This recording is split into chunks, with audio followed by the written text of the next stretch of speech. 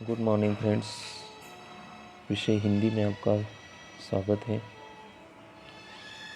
क्रांतिवीर वसंतराव नारायणराव नाईक शिक्षण प्रसारक संस्था नासिक संचलित हिंदी माध्यमिक व उच्च माध्यमिक विद्यालय सिडको नासिक कक्षा 10वीं।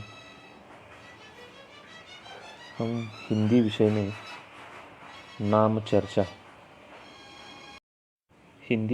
नाम चर्चा इस पाठ को देख रहे हैं। लेखक नरेंद्र कोहली, हमारे स्कूल के प्रधानाचार्य, हमारे मार्गदर्शक प्राचार्य श्री चकोर सर और विषय अध्यापक मैं खुद उमेश भागवत सर फिर से एक बार विषय हिंदी में 10वीं क्लास में आपका स्वागत करता हूँ।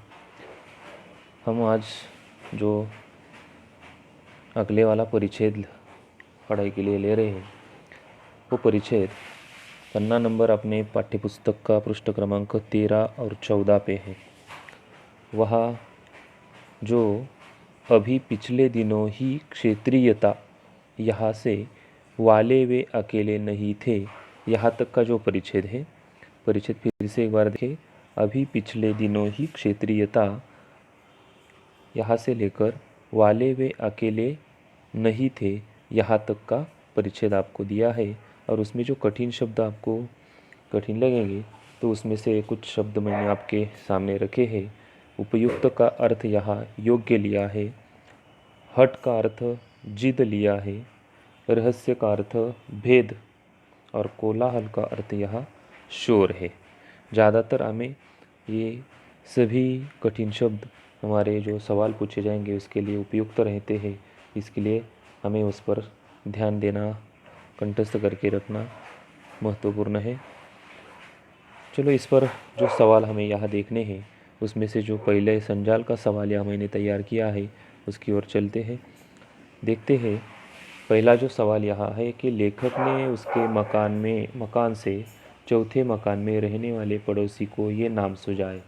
अभी आपको यह काम करना है, पहले परिच्छेद बारीकी से पढ़ना है और पढ़ने के बाद यहाँ जो सवाल पूछा है उस सवाल को बारीकी से समझ कर लेना है। लेखक ने उसके मकान से चौथे मकान में रहने वाले पड़ोसी को ये नाम सुझाए। अभी लेखक जहाँ रहते थे उसके मकान के चौथे मकान में रहने वाले जो पड़ोसी थे उसके लिए नाम सुझाए, यानी वो उनके पास नाम सुझाने के लिए वो अपनी बेटी का नाम रखने के लिए आए होंगे। तो उसने कौन से नाम सुझाए तो परिच्छेद से ढूंढकर हमें लिखने हैं।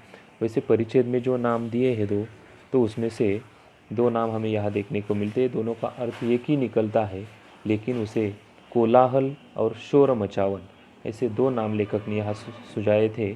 तो वह आपको ढूंढकर वहाँ लिखने हैं। सिर्फ दो ही नाम, पहले ब्रैकेट में लिखना है कोलाहल और दूसरे ब्रैकेट में लिखना है शोर मचावन। हमने कठिन शब्दों में क्या देखा था, देखें कि कोलाहल का अर्थ ही शोर है, तो कोलाहल या शोर मचावन दोनों में से एक नाम आपको वहाँ रखना है। दूसरा सवाल यहाँ मैंने लिया है कारण लिखिए।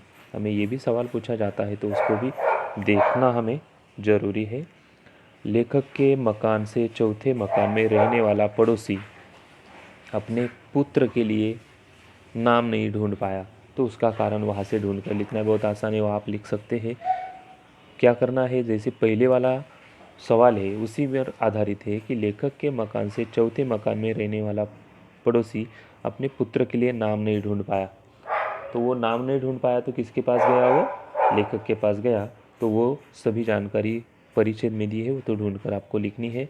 लेखक को बुद्धिमान मास्टर साहब कहा गया, लेखक को बुद्धिमान मास्टर साहब कहा गया, तो इसका कारण भी आपको उसमें से देखने को मिलेगा, वो आपको वहाँ लिखना है।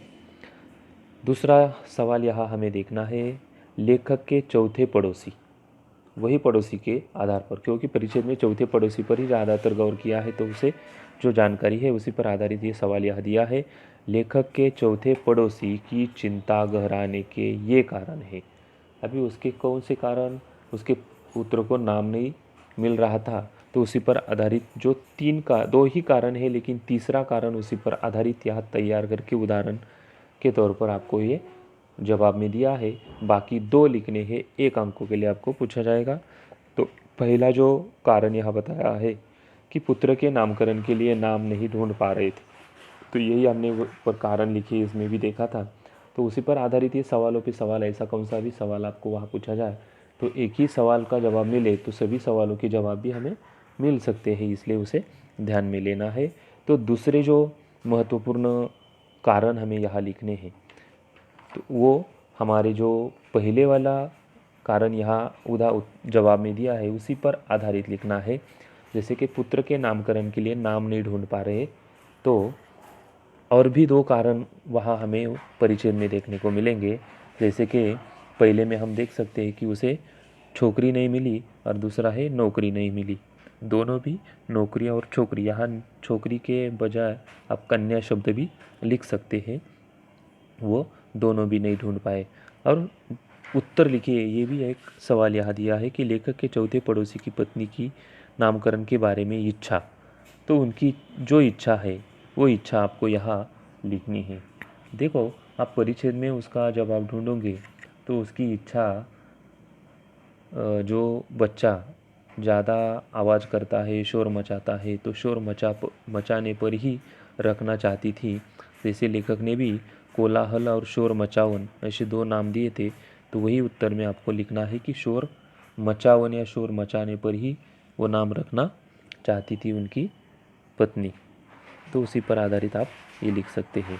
अभी आखिरी वाला जो सवाल रहता है सोमत या अभिव्यक्ति का, तो ये सोमत और अभिव्यक्ति, उस पर मैंने स्वावलंबन ये विषय यहाँ लिया है कि कोई भी काम हमें करना हो तो अपने खुद के पैर पर खड़ा रहकर करना पड़ेगा, तो उसे स्वावलंबन कहा जाता है। तो स्वावलंबी लोग कैसे रहते हैं ये भी जानकारी आपके पास होगी, तो वो अपने शब्दों में यहाँ लिखने का प्रयास आपको करना है।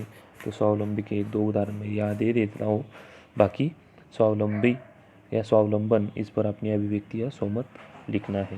देखो, स्वावलंबी व्यक्ति अपने जीवन में यशस्वी और पैसा कमाने में ज़्यादा अग्रसर रहता है। वैसे परावलंबी व्यक्ति को चारों ओर से लोगों से तिरस्कार और दुख ही मिलता है, और तिरस्कृत व्यक्ति अंततः अपने अंदर ही अंदर हीन भावना से ग्रस्त हो जाता है।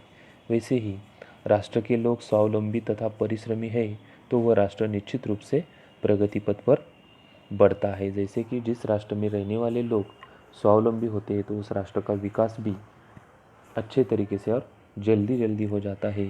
इसीलिए स्वावलंबन के मार्ग पर चलकर ही व्यक्ति जाति, समाज अथवा राष्ट्र की उन्नति के पथ पर अग्रसर होते हैं।